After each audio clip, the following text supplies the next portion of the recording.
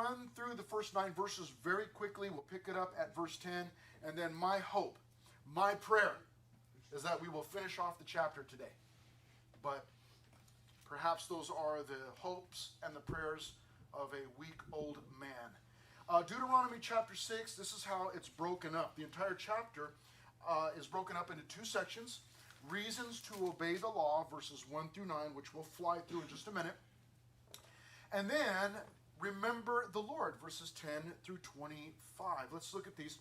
In reasons to obey the law, here's what we saw. I'm going to go ahead and put all of these up there real quickly. Come on, there's a couple more, and right there. That's how the first 9 verses was broken down. Moses was giving the people reasons to obey the law of God. And the first one was that he gave the law so that they could follow it in the promised land. It would help them to set up, to establish their society in the promised land. They would need these rules or these laws. Every society needs laws. If a society does not have laws, then it will crumble in chaos or anarchy. A society cannot exist without some rules, without some guidelines, without some laws, whether they be many or few. I prefer few, but a society needs laws. We need laws here in Menifee, don't we? We need laws governing which way traffic goes. We need those yellow lines. We need those white lines. We need lights that are green and red and yellow. We need all of that. We need turn signals and all of those different things. We need laws governing how we use our electricity. Why? Because if we do not have laws or guidelines on how we use our electricity, then we could get together here and build a high school room for ourselves and probably burn it down, because you need guidelines telling you how to use electricity, where it's got to go, how many feet it should be away from, this plug away from that plug, and these lights, and what you can plug in and what you cannot, what kind of wiring you can use. We need those kinds of rules and guidelines. And so they were given these laws as guidance for the new, life in the new land, in the promised land. The next thing that we have the law for is to fear the Lord. The law, as we are learning on Wednesday nights going through Galatians, the law it guides us back to the Lord.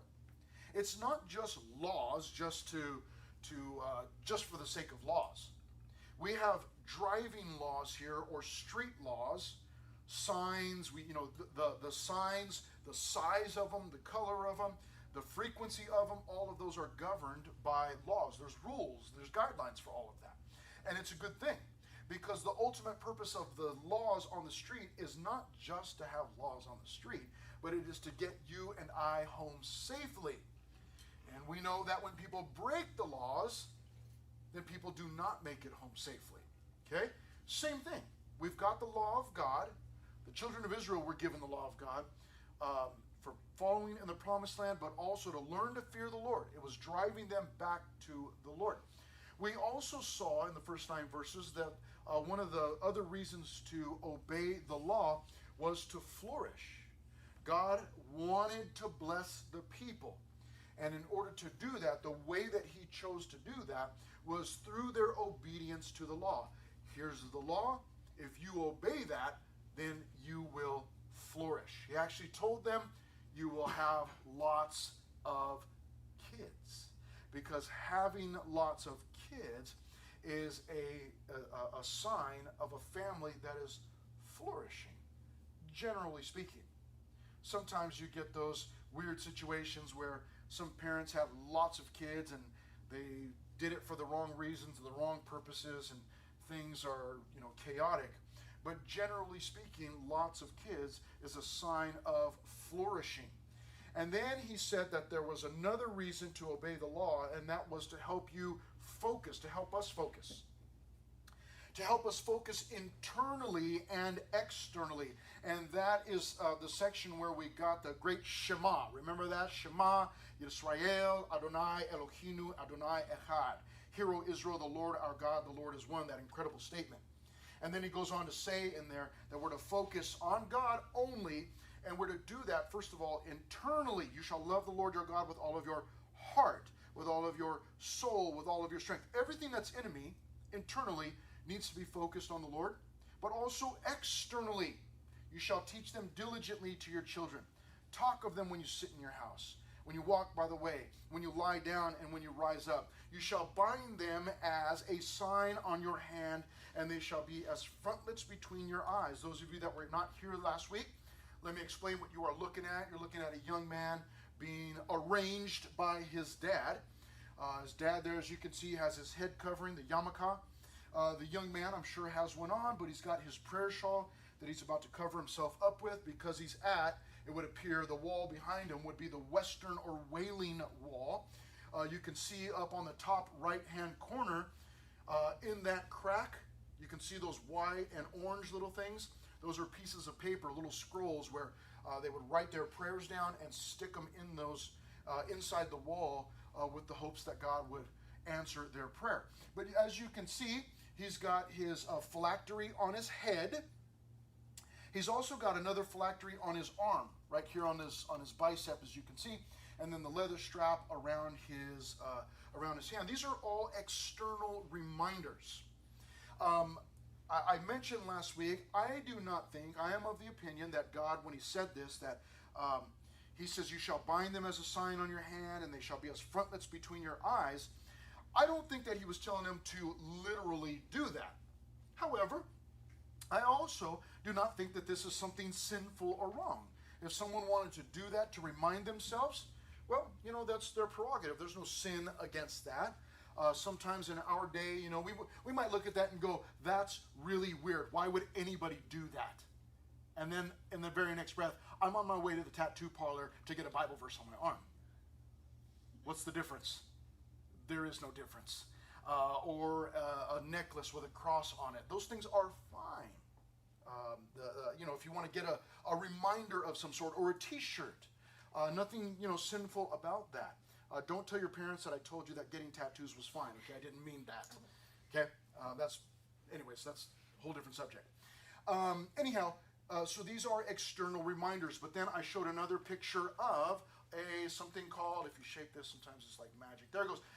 Mezuzah there. That is at someone's doorpost. And what this is for is they take that and they put scriptures from the Word of God. Again, scrolls inside of there. And that goes on the right-hand side of your doorway. And as you're walking in, the mezuzah's there. You touch the mezuzah, okay? And then you would kiss your hand, okay? So you're recognizing the Word of God and its blessing on your house as you go into the doorway. Many families would even put these inside of their house, in every doorway, actually, into every room. It's an external way of remembering that, hey, God is with us, man. This is what we do. Joshua will go on to say later on, as for me and my house, we will serve the Lord. And this is a reminder of that for the families. I do not dress like that, although I have a prayer shawl. I bought it just as to be able to use as a prop, basically, to use in here, actually. However, I do have a mezuzah at my house in the doorway there as you walk in. There's nothing magical about it. It just looks cool. And so I put one on there, and it is a reminder. And my daughter and I have competitions as to, how many times, somebody can kiss, and touch, and I got 20, and I got 25. And then I'll always remind her, yeah, but then, you leave during the school year and you're gone all week, and then I just kiss it like 100 times, and I'm beating you. It's just a fun thing that we have, but it is a good reminder that, this is, we want the Lord at our house. And so that would be called a mezuzah. These are all external things, because he goes on to say in Deuteronomy 6:9, you shall write them on the doorposts of your house and on your gates. And so that's not necessarily writing it on the doorpost, but it is having the Word of God there as an external reminder. Now, we can jump into verse 10, which I think we actually read last time a little bit. But here's the second main division in this chapter, and it is to remember the Lord. Seems like a simple thing. Like, I mean, why you got to tell us so many times?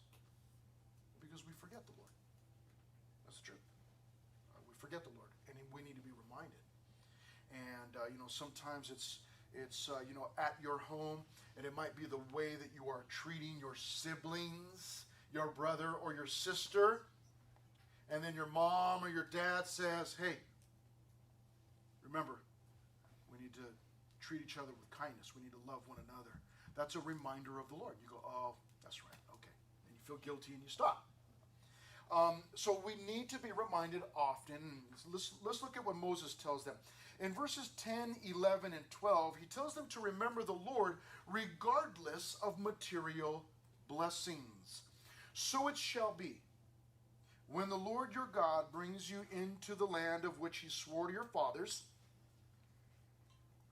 to Abraham, Isaac, and Jacob, to give you large and beautiful cities which you did not build, houses full of all good things which you did not fill, hewn out or dug out wells which you did not dig, vineyards and olive trees which you did not plant.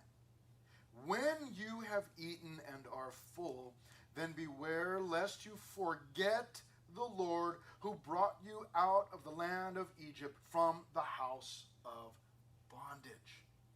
Now, seems like a strange reminder for people that evidently belong to the Lord, that worship God.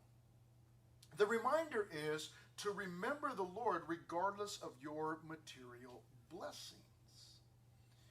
However, though it may seem strange, it is true, in fact, that this becomes a challenge for people, generally speaking.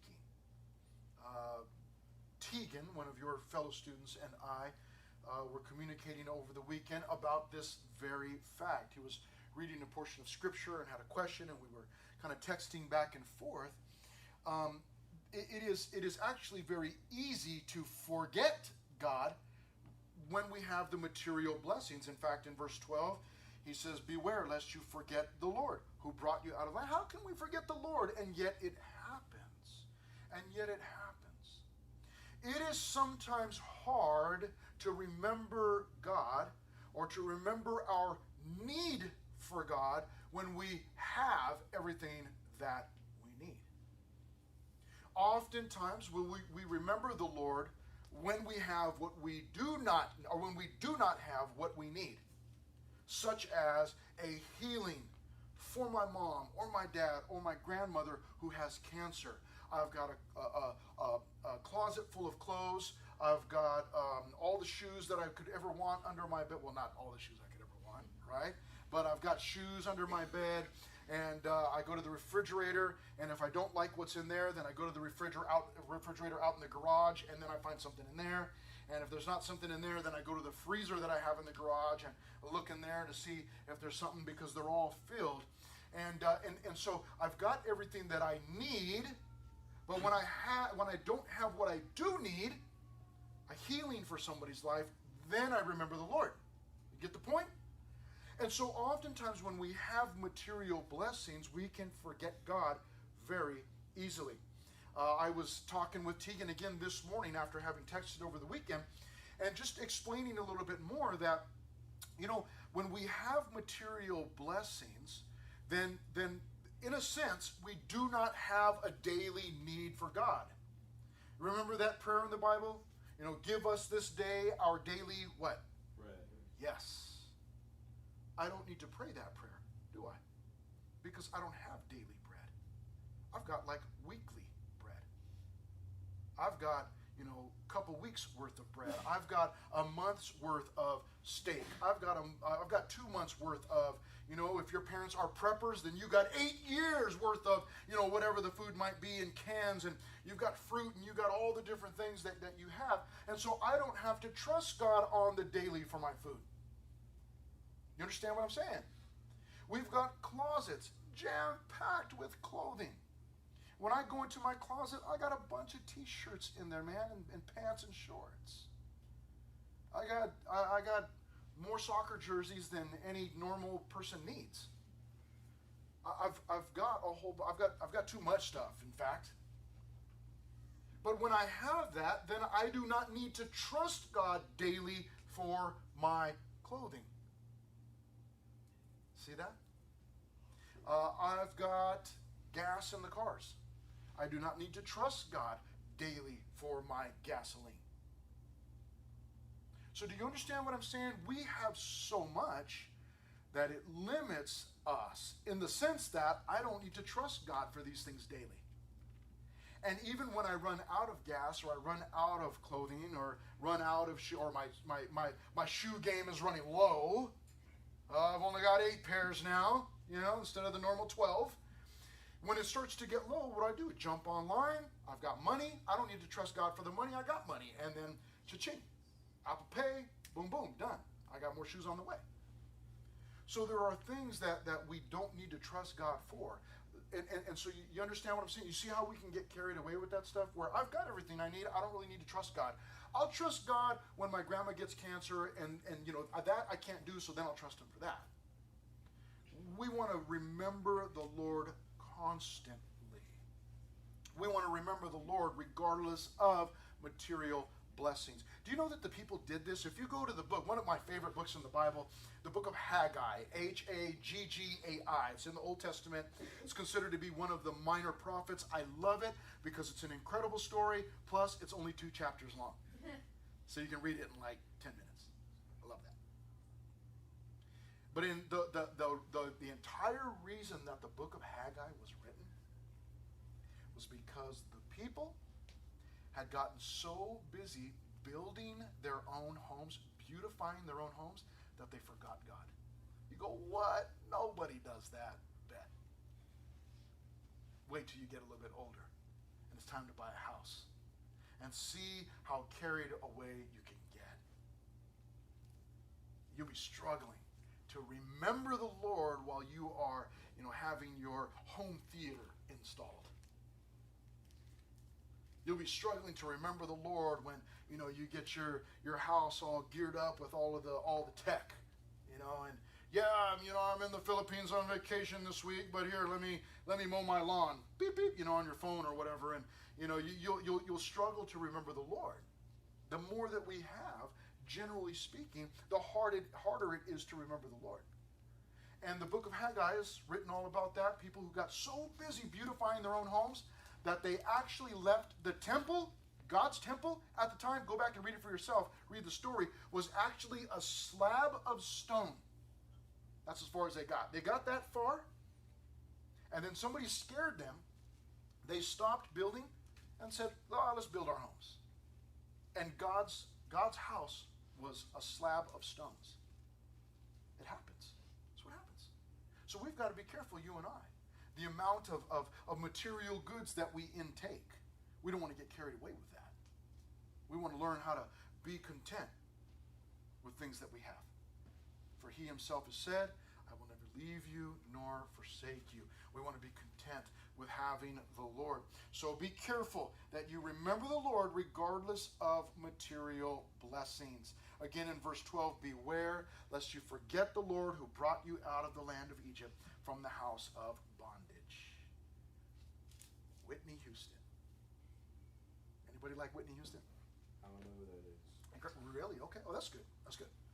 Incredible singer back in the 80s.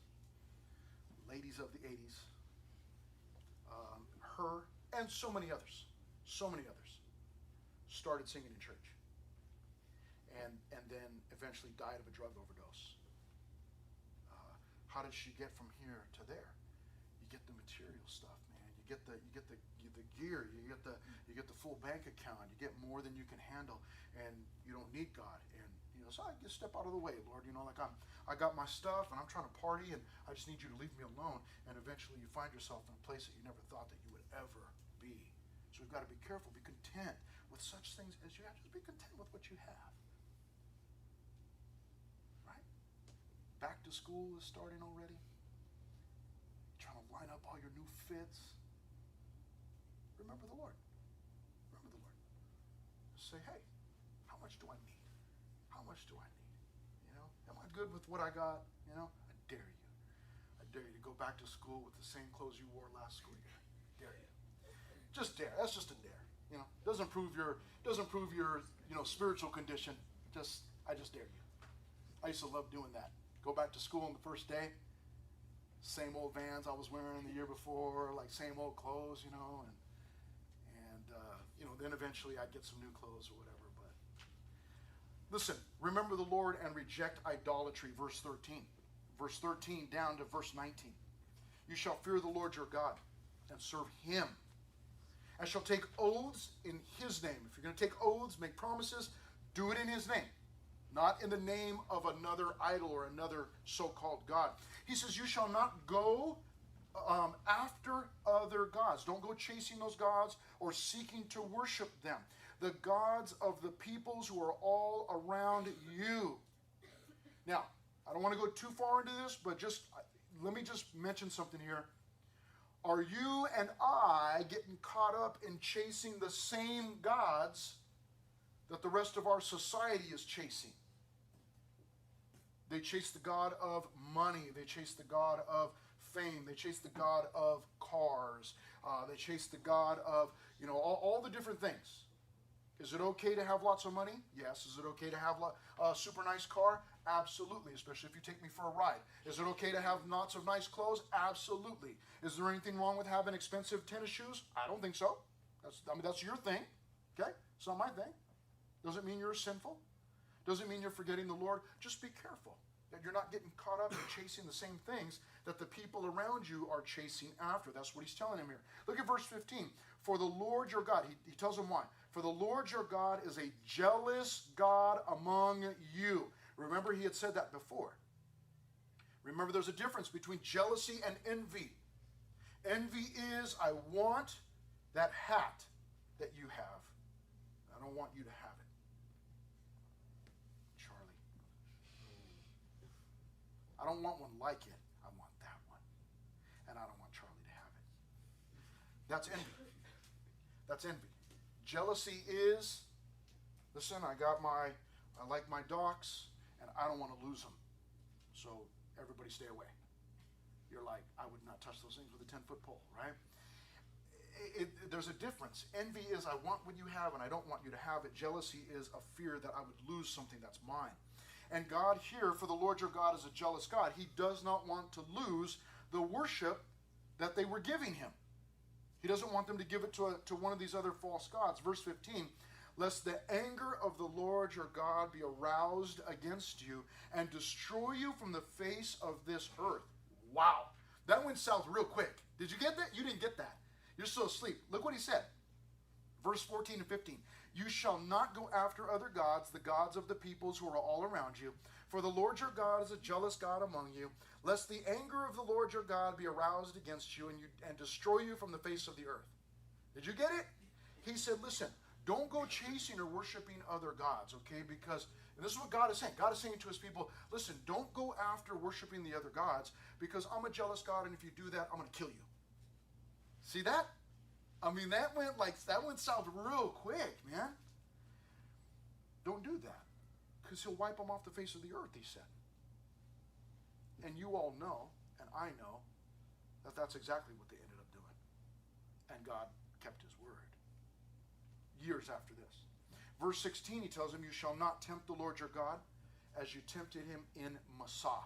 Don't go after other gods. Don't go after golden calves. Don't go after any other idols. You shall diligently, that means carefully, you shall diligently keep the commandments of the Lord your God. His testimonies and his statutes, which he has commanded you. And you shall do what is right and good in the sight of the Lord, that it may be well with you, and that you may go in and possess the good land of which the Lord swore to your fathers, to cast out all your enemies from before you, as the Lord has spoken. So note, he's telling them, generally speaking, that if you follow the Lord, you are going to be blessed. Just keep following the Lord, and the Lord is going to push your enemies out of the way. He's going to free you from your enemies. He's going to protect you. And it's a general biblical principle for you and I, that when we follow the Lord, when we stay true to the Lord, or faithful to the Lord, then what he does is he makes a way for us. He prepares the way. He protects us when we're on the way. It's a general principle. Obviously, you all understand that even the godliest people are going to suffer. Things are going to go wrong. Even the godliest people get sick. He's not saying you'll never get sick. Nothing will ever go wrong. It's a general rule that as you serve the Lord, he's telling him, serve the Lord. Keep your eyes on me, and I will prepare the way, and I'll protect you along the way. Now, let's move into our last section here. So we have remember the Lord regardless of material blessings. Remember the Lord and reject idolatry. Remember the Lord and recount the story to your younger generation. Verse 20 down to the bottom, verse 25. When your son asks you in time to come. Now, I've just lost some of you there because, you're all thinking, I don't have any sons. I know you do not have sons. There's only a few of us in here that have sons. I realize the rest of you do not. But you are going to go down for a nap one of these days, very soon. Take a nap, or you're going to go to sleep. And then you're going to wake up and you're going to be like 32. Okay? You're going to have a dad bod, stretch marks. Everything that used to be, just all the buff stuff, Gravity kicks in and it all sags, And you're going to find yourself with kids. You're going to find yourself maybe even with a son. And it's not necessarily just the son or daughter, your kids. He says in verse 20, when your son asks you in time to come, as you follow the Lord, at some point your son or your daughter is going to say to you, hey, why do we go to church? Because their friend is going to invite them to Knott's Berry Farm, man. Okay? Knott's Berry Farm. And they're going to want to go on Sunday. And you're going to say, no, we don't do that. We're going to church on Sunday. You can go to Knott's Berry Farm after, but we're going to go to church on Sunday morning. And then your son or your daughter is going to be all mad. Like, oh, man, we always go to church. How come why can't I just skip just this one time? And it's going to be your responsibility to explain to them why. Why is church attendance so important? Why do we follow the Lord? That's what he's telling them here. You've got to tell this younger generation. So one of these days you are going to have kids. You're going to need to answer these questions, okay? But that's not the only thing. Let's read on, and then I'm going to remind you of another biblical principle. When your son asks you in time to come, saying, what is the meaning of the testimonies, the statutes, the judgments which the Lord our God has commanded you? Then you shall say to your son, we were slaves of Pharaoh in Egypt, and the Lord brought us out of Egypt with a mighty hand. And the Lord showed signs and wonders before our eyes, great and severe, against Egypt, Pharaoh, and all his household. Now he'll go on. He'll continue to explain. In fact, let's go ahead and read it. Verse 23, then he brought us out from there, that he might bring us in, to give us the land of which he swore to our fathers. And the Lord commanded us to observe all these statutes, to fear the Lord our God for our good always, that he might preserve us alive, as it is this day. Then it will be righteousness for us if we are careful to observe all these commandments before the Lord our God, as he has commanded us. Now, again, many of you are thinking, maybe we could just skip over this part. I don't have kids, okay? But you will. One of these days you will, okay? As scary as that thought is, you're going to have kids. You will be responsible for someone else's life, and it's terrifying. But let me introduce to you something else. Not only this idea of teaching your kids, your future kids, when you have kids, but let me introduce to you something else that I believe applies here, a biblical principle once again, and that is of the older teaching the younger. Now, that already happens in society naturally. That just happens. The younger always learns from the older how to do anything. How to tie their shoes, how to brush their teeth, how to go to the bathroom, right? Because there's a proper way to do that. Okay? How to finish up, especially, get cleaned up. They learn how to do all of those things. The younger always learns from the older how to drive. How to drive. How to change the channel on the TV. How to find Paramount Plus. The younger always learns from the older. Just generally speaking. Naturally, that's how it happens. It happens in the animal kingdom, right? Animals learn from their parents or from the mom or from the dad how to hunt or how to get food or how to travel or they learn that. That's just something that naturally happens. It naturally happens with us. When you were a freshman coming in at the beginning of this school year, as you were coming into the high school room, it happened. Maybe it wasn't somebody specifically telling you, okay, listen, you're a freshman, right? Okay. Let me tell you how to be cool. Step 1, sit over here. Step 2, don't sit over there. Step 3, those people over there, don't hang out with them. Whatever it was, you learned. Maybe it was just through observation. You came in. Maybe you weren't a freshman. Maybe you came in as a sophomore or a junior, and you walked into the church, walked into the youth group, and then you come in, and then you kind of watch everybody and say, okay, well, what are they doing? Like, okay, all right, I see we got worship starting. Okay, oh, everybody's standing up. Okay, oh, everybody's clapping their hands. Okay, and then you just jump in there and you do that same thing. You're not necessarily being instructed to do that, but that's, you learn. You learn from those that are here before you. That's how things naturally work. Well, it's no different in the church, in Christianity. We need to learn from those that are older. Now, oftentimes it is those that are older than us age-wise, but sometimes it happens from people that are younger than us age-wise, but they're older than us spiritually. They've been a Christian longer. And they know, the story of Jonah, or they're familiar with the story of Joshua, or, they're familiar with this story about this demon-possessed person in the Bible or whatever. And so you begin to learn from them, which happens often. But still, the basic biblical principle is that the younger learn from the older.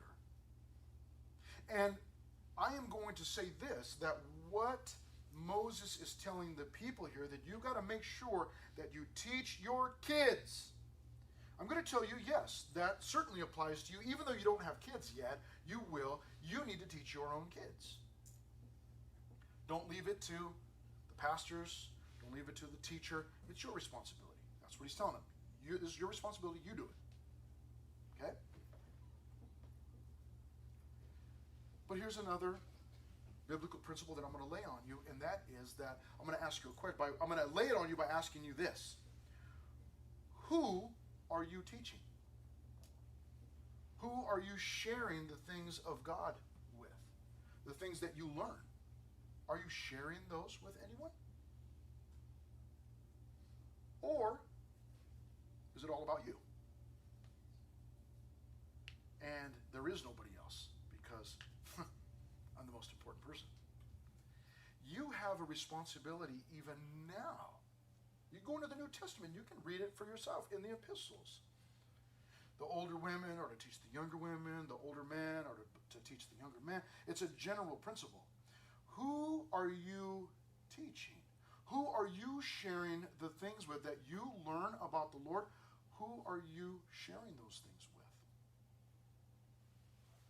Now, for me, I'm blessed. That's my job. I actually get paid for doing this. Sometimes people are like, so you're the youth pastor, right? Yeah. Oh, okay, that's cool. So, like, what do you do during the week? Like, where do you work? No, this is my job. Like, this is what I do. You work here? They actually pay you to do this? I was like, somebody pays you to do this? Yeah, they pay me. Yeah, I even have an office. I don't ever use it, but it's there. It doesn't have any windows. I'm not bitter. Okay, I'm just saying. Just saying. Okay. Not even a skylight. Okay, I'm not bitter. Okay. Lord, please forgive me. I'm bitter. Okay, confess that. Okay, but yeah, I get paid. This is what I do. My entire job is to teach younger people. So that's pretty cool. Most of you are not blessed in that way, to have a job that pays you to do that. But still, you have the responsibility. Do you have a younger brother or younger sister? Some of you are like, no, I don't. I'm the youngest. Off the hook. You have a younger cousin, younger friend, a younger neighbor, somebody that you communicate with, that you can share the things that you learn with them. That is a basic Bible principle. That's part of your responsibility. You can go into the New Testament and read it. It's part of our responsibility to teach others the things that we learn. If you and I do not teach anyone else the things that we're learning about the Lord, then guess what? Where are they going to learn it from? They're going to learn it from the world, or they're going to learn it from YouTube, or they're going to learn it from Snapchat, or they're going to learn it from wherever. They're going to learn it from TikTok. How to be a Christian. And granted, there are some good Christians and some good quality Christian material on the social media sites, but there's a whole bunch of garbage, whole bunch of junk, and you need to help the younger people wade through all of that. And when you see them watching a video, even if it's a religious or Christian video, you need to be able to tell them, oh yeah, that's a good Bible teacher, or no, that's not a good Bible teacher. Or yes, that's a good Christian band, or no, that's not a good Christian band. Or yeah, that's someone, that sounds good, yeah, that's okay, that sounds good. Oh no, that doesn't sound good. Because the Bible says X, Y, and Z. And so the younger people need to be directed. Now, the reason I'm taking some time to share this with you is because you're in high school. And in high school, what are you supposed to do?